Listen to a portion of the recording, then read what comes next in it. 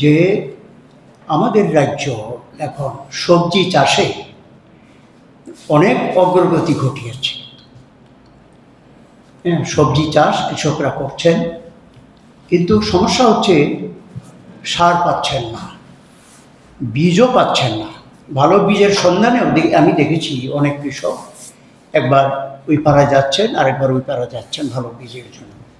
অর্থাৎ সরকার থেকে কৃষককে সাহায্য করার যেটুকু ন্যূনতম সাহায্য করার বিষয় ছিল, সেদিকে সরকারের ভ্রুক্ষেপ নেই। এটা দুঃখজনক, এটা দুঃখজনক, কারণ সিজনটা থাকবে না তো, সিজনটা তো পরে শেষ হয়ে যাবে সবজি চাষে। দ্বিতীয় যে কথাটা বলবো, যে এই আমাদের যে কৃষকদের যে আন্দোলন আপনারা জানেন যে বিগত দিনে যে ঐতিহাসিক আন্দোলন, যে পৃথিবীর মধ্যে সবচেয়ে বড় আন্দোলন হয়েছে। 13 মাস লক্ষ লক্ষ কৃষক থেকে তারা দাবি নিয়ে যে আন্দোলন করেছে, যেখানে প্রধানমন্ত্রী স্বতঃস্ফূর্তভাবে শেষ পর্যন্ত, এর আগে অনেক কিছু করেছেন আন্দোলনকে বাধা দেওয়ার, আন্দোলনকে প্রতিহত করার অনেক চেষ্টা করেছেন, কিন্তু শেষ পর্যন্ত উনিও সেই কৃষকদের কাছে ইতিবাচক সাড়া দিয়ে সেই আন্দোলনটা বন্ধ করতে উনিও শেষ পর্যন্ত বাধ্য হয়েছেন। কৃষকের সঙ্গে তো শত্রুতামি চলে না।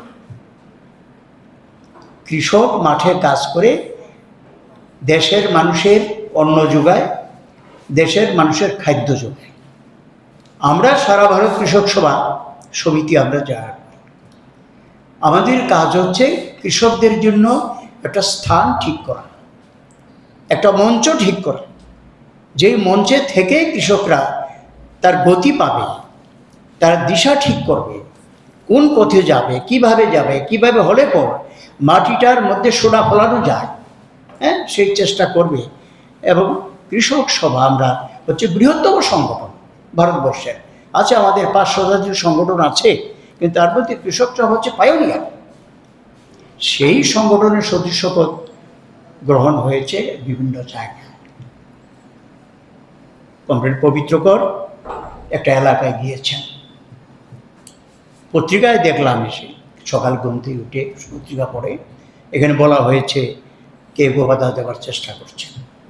আমি সাংবাদিক বন্ধুদের মাধ্যমে ত্রিপুরা রাজ্যের মানুষের কাছে প্রশ্ন তুলতে চাই, যে কৃষক তার সমিতি করবে, কৃষক তার সংগঠনে আসবে, এক্ষেত্রে কেউ বাধা দিতে পারে? এটা তার গণতান্ত্রিক অধিকার। আর বাধা কৃষক তো স্বতঃস্ফূর্তভাবে আসে, যেখানে যাই আমরা সব মেম্বারশিপ করতে, কৃষক স্বতঃস্ফূর্তভাবে আসে। বিশেষ করে সারা ভারত কৃষক সভা যে ইতিহাস সৃষ্টি করেছে, তার ফলে এই সংগঠনে আসবার জন্য কৃষকের আগ্রহ বেড়েছে। এবং কালকেও সারা রাজ্যে কয়েক হাজার সদস্য গৃহীত হয়েছে সারা রাজ্যে। তো যারা বাধা দেওয়ার চেষ্টা করেছেন, যে সরাসরি পবিত্রর সঙ্গে সংঘর্ষে না এলেও যারা বাধা দেওয়ার চেষ্টা, এটা নিন্দনীয়, অত্যন্ত নিন্দনীয় কাজ। তাদের উদ্দেশ্য বলতে চায় যে কৃষক সভাতে সবাই আসতে পারে, উনি যে কোনো রাজনৈতিক দল করুন, ওনার যদি জমি থাকে, ওনার কৃষিকাজে যদি সমস্যা থাকে, তা নিয়ে কথা বলার জন্য একটা সংগঠন দরকার। সেই সংগঠন সবচেয়ে নির্ভরযোগ্য সংগঠন হচ্ছে সারা ভারত কৃষক সভা। এবং সেখানে যারা আসবেন, এটা কিন্তু দলীয় রাজনীতি না। আমার মনে যারা আসছেন বিভ্রান্ত হচ্ছেন, তারা বিভ্রান্ত হচ্ছেন। কেউ বিজেপি করতে পারেন, কংগ্রেস করতে পারেন, কিন্তু আপনার নিজের কৃষক হিসেবে আপনার সংগঠন হচ্ছে সারা ভারত কৃষক সভা।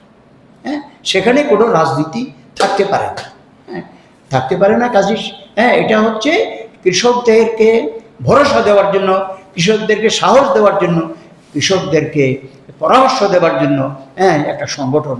যেই সংগঠন গুড়া যখন হয়, তখন সৃষ্টি যখন হয় যে সংগঠন, সেই সংগঠনের মধ্যে বড় বড় কংগ্রেস দলের নেতৃত্ব ছিলেন। জয়প্রকাশ নারায়ণ থেকে ভিবি গিরি, আপনারা নাম শুনছেন, এনজি রঙ্গ, দয়ালানন্দ সরস্বতী, হ্যাঁ, তারা বিরাট বিরাট, এমনকি সেদিন পণ্ডিত জওহরলাল নেহরু বার্তা পাঠিয়েছেন, আমি আসতে পারছি না, আমি তার সাফল্য কামনা করছি। হ্যাঁ, পরে আন্দোলনের স্রোতের মধ্যে লাল ঝান্ডা এসে স্থান নিয়েছে। হ্যাঁ, লাল ঝান্ডার স্থান নিয়েছে।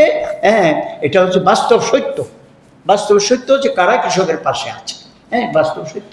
কিন্তু সংগঠন সকলে, আমি এখান থেকে বলছি, যারা কংগ্রেস করেন, বিজেপি করেন, বা যে কোনো রাজনৈতিক দল করেন, সিপিএম করেন, আপনার সকলের জন্য সারা ভারত কৃষক সভা, এই ক্ষেত্রের জন্য কোথাও কোনো বিভ্রান্তি না থাকে, এবং আপনারা সারা রাজ্যে হাজারে হাজারে আপনারা এসে সেই সভ্যবোধ সংগ্রহ করুন। সেই সভ্যবোধ সংগ্রহ করার মধ্যে দিয়ে একটা শক্তি তৈরি হবে, যেই শক্তিটা আগামী দিনে কৃষকদেরকে সঠিক পথে পরিচালনা করবে। শুধু আমাদের রাজ্যে না, সারা দেশে সঠিকভাবে পরিচালনা করবে। তার জন্য এই কাজটা আমাদের খুব দরকার। এবং যারা বিভ্রান্ত হচ্ছেন, আমি আশা করব তারা এখান থেকে শিক্ষা নেবেন। এটা পথ না, এটা রাস্তা। এটা পথ না, এটা রাস্তা না। কাউকে বাধা দিয়ে রাখা যায় না। কৃষক তার সংগঠন করবে, সংগঠনে আসবেই। এবং এই জন্য আমরা এবার কোটাও নিয়েছি, অন্যান্য বছরের চেয়ে অনেক বেশি কোটা নিয়েছি, এবং আশা করি সেই কোটা পূরণ হবে। প্রথম দিনই যে সারা পেয়েছি, এটা খুব উল্লেখযোগ্য সারা। সবাইকে ধন্যবাদ। এখানে আপনাদের সুবিধার জন্য আমাদের মোহনপুরের মহকুমা সম্পাদক রমেন দেব আছেন। ধনতেরাসের শুভেচ্ছায় গোপীনাথ জুয়েলার্স 8ই অক্টোবর থেকে 23শে অক্টোবর 2025 পর্যন্ত গোপীনাথ জুয়েলার্স নিয়ে এসেছে ধনতেরাসের আকর্ষণীয় অফার। সোনার গয়নার মজুরিতে 25% ছাড়, রূপোর গয়নার মূল্যে 15% ছাড় ও হীরের গয়নার মূল্যে 15% ছাড়। তাছাড়াও প্রতি গ্রাম সোনার গয়নার মূল্যের উপর পাচ্ছেন 250 টাকা ছাড়। মেগা ড্রয়ের মাধ্যমে 3টি এলইডি টিভি, 3টি স্মার্টফোন ও 3টি হোম অ্যাপ্লায়েন্স জেতার সুবর্ণ সুযোগ। এছাড়াও থাকছে ডেইলি লাকি ড্রয়ের মাধ্যমে রোজ 3টি করে হোম অ্যাপ্লায়েন্স জেতার সুযোগ, এবং প্রতিটি কেনাকাটায় পাবেন নিশ্চিত উপহার। এবার গোপীনাথ জুয়েলার্সের সাথে সোনা কিনুন নিশ্চিন্তে, কারণ প্রতিটি ক্রয়ে থাকছে অ্যাশোর্ড জুয়েলারি ইন্স্যুরেন্স আমাদের পক্ষ থেকে। অফারের দিনগুলোতে আমাদের শোরুম রবিবারেও খোলা থাকবে। আমাদের ঠিকানা Hariganga Basak road, Agartala, central road, Silchar, station road, Sribhumi. Gopinath jewellers, শুদ্ধতা ও অনুভূতির যুগলবন্দি। শারদীয় দুর্গোৎসবে আকর্ষণীয় অফার নিয়ে হাজির রয়েছে আপনাদের নন্দা অপটিক্স। যে নন্দা অপটিক্সে আপনারা পেয়ে যাচ্ছেন স্পেকটাকলস, ইন্টারন্যাশনাল ব্র্যান্ড লেন্স, তাছাড়াও সানগ্লাসেস। পুজোর আকর্ষণীয় অফার নিয়ে রাজধানী আগরতলার মঠচমুনি, আসাম আগরতলা রোড, আগরতলা, পশ্চিম ত্রিপুরাতে রয়েছে নন্দা অপটিক্সের শোরুম।